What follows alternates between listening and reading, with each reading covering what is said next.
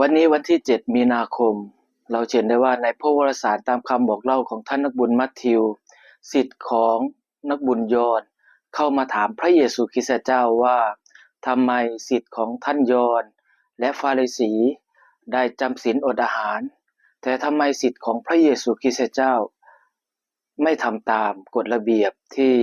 ทุกคนได้ทำพระเยซูคริสต์เจ้าตอบไปว่าจะให้ความทุกข์โศกเศร้ามาได้อย่างไรเพราะว่าเจ้าบ่าวยังอยู่กับเขาซึ่งวันเวลายังมาไม่ถึงดังนั้นเมื่อเจ้าบ่าวหรือพระเยซูคริสต์เจ้ามาศิษย์ของพระเยซูคริสต์เจ้าก็ยังมีความชื่นชมยินดีแต่เมื่อวันไหนที่พระเยซูคริสต์เจ้าจากไปแล้วศิษย์ของพระเยซูคริสต์เจ้า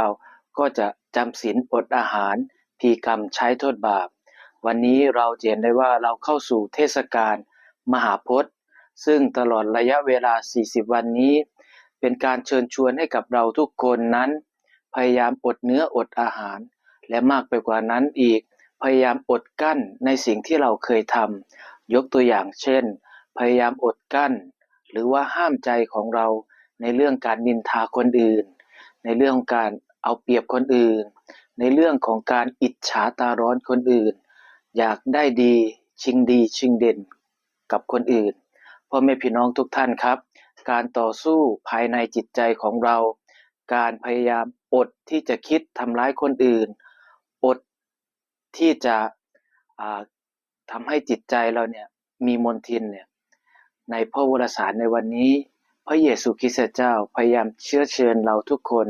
ให้เป็นบุคคลที่พยายามเตรียมจิตใจเราเดินเข้าไปสู่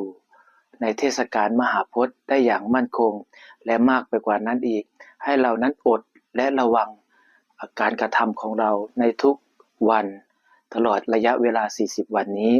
ดังนั้นขอให้พระวรสารในวันนี้และเทศกาลมหาพจน์ที่เราเริ่มขึ้นแล้วก็พยายาม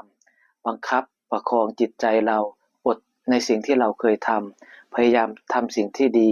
และมากไปกว่านั้นอีกในเทศกาลมหาพจน์นี้ยังเชิญชวนเราให้พยายามหมั่นสวดภาวนาให้กับตัวเองและผู้อื่นด้วยขอให้พระวรสารในวันนี้ช่วยเหลือเราให้เป็นศิษย์ติดตามองค์พระเยซูคริสต์เจ้าที่พยายามอดกั้นและทำความดีมากยิ่งขึ้นขอพระเจ้าอวยพรเราทุกคนครับ